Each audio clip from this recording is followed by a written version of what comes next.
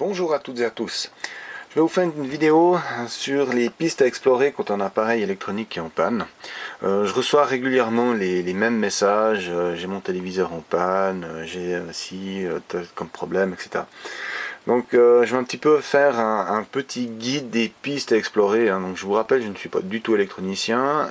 Par contre, à force de bidouiller dans mes téléviseurs que je récupère, d'autres divers appareils, eh ben, je peux déjà un petit peu vous expliquer par quoi commencer déjà et avoir quelques pistes pour explorer les éventuelles pannes. Voilà.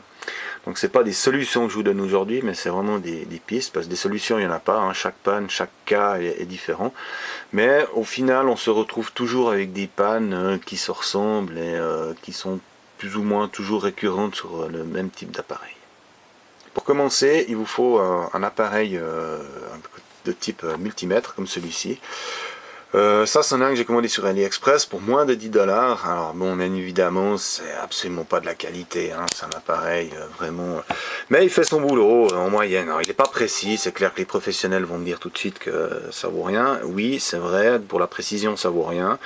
Mais pour quelqu'un qui bidouille comme ça de temps en temps, ça va très bien. On peut lire une tension, on peut contrôler un fusible, etc. Si vous n'avez pas cet appareil-là, ça ne sert à rien de faire une recherche de panne sur quoi que ce soit. C'est inutile, hein. Je veux dire, sans ça, on fait absolument rien. Ensuite, il vous faut idéalement ce genre d'appareil qui permet de contrôler donc des résistances, des condensateurs, des transistors, etc. Philippe Demerliac a fait des vidéos sur ces appareils et tout dernièrement encore hier Electrobidouilleur les a testés mais vraiment en profondeur, donc avec des comparaisons, etc. Ça c'est limite, mais par contre pour le bricoleur tout en chacun ça marche très bien. Donc j'ai ce modèle là, il vient de sortir encore une dernière version que d'ailleurs Philippe Demerliac a fait dernièrement une vidéo dessus, je vous mettrai le lien dans la description, où il est un tout petit peu plus évolué encore que celui-là. Il existe aussi ce modèle-là que j'avais acheté en tout premier. Il n'est pas très pratique parce que la connectique, c'est juste ces petites connexions ici. Donc, mais il fait son boulot aussi, hein, donc il a l'affichage un peu plus petit, c'est moins lisible. Mais bon, il fait son boulot et c'est vraiment pas cher, hein, c'est des appareils aussi à 10 $. Donc si vous n'avez pas un minimum d'appareils comme ça sert à rien d'essayer de chercher quoi que ce soit. Par la suite, il vous faut quelques sondes, idéalement ce genre de sonde pour pouvoir se clamper sur des connexions ou des fils. Donc ça c'est aussi important. Autrement ce genre là avec des petites fiches crocodiles aussi pour pouvoir se gripper sur des connexions. Et bien évidemment les sondes qui sont avec le multimètre de base. Le téléviseur plasma est encore le téléviseur qu'on retrouve le plus souvent en déchetterie, hein, pour ma part en tout cas. C'est toujours fait plus ou moins de la même chose, hein. Donc on a la carte d'alimentation, on a le module Y, le module Z et les buffers, la carte X, et on a la carte principale donc qui contient le microprocesseur, enfin tout ce qui fait au niveau du traitement du signal audio et vidéo. D'expérience, on a régulièrement des problèmes au niveau de la carte Y ou directement de la carte d'alimentation. Les derniers téléviseurs que j'ai réparés qui étaient en défaut, il y a eu un problème sur la carte Y. Donc, comme je vous ai montré dans la dernière vidéo, là, le téléviseur que je suis en train de réparer, lorsqu'on débranche les cartes, on peut faire des mesures de tension. D'où l'importance d'avoir justement un multimètre. Les téléviseurs un peu plus modernes, les dernières générations, seront des rétroéclairages à LED. Et on voit ici qu'on a déjà une évolution au niveau du nombre de cartes. Donc on a quelque chose qui est beaucoup plus simplifié. On garde ici une carte d'alimentation avec l'alimentation du rétroéclairage. Maintenant on est bien sûr avec de la LED ou de la OLED. Donc on garde de toute façon une alimentation pour ce rétroéclairage. Et ensuite une alimentation qui va sur notre carte mère, et ensuite qu'on a la carte Tecon qui elle fait la gestion de l'écran. J'ai encore pas eu de téléviseur comme ça à réparer, non j'en ai encore pas eu.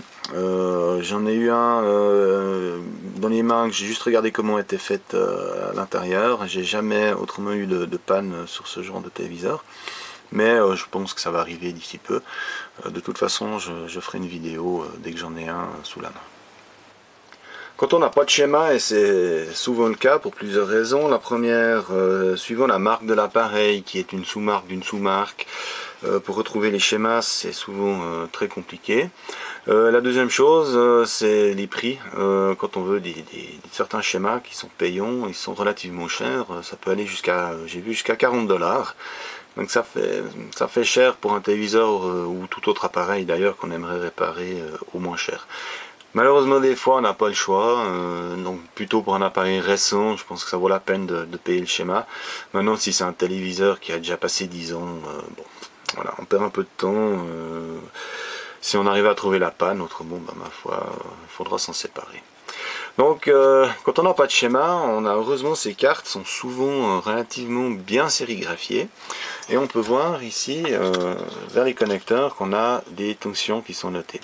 Alors il y a quelques connexions où on ne sait pas trop ce que c'est, malheureusement son schéma on ne saura pas, mais par contre on sait que là par exemple on a du plus 24, on a les masses, ensuite ici on a du plus 12 volts, du plus 24 volts, du plus 3 volts, plus 5 volts, voilà. Donc on a déjà passablement de points de contrôle possibles.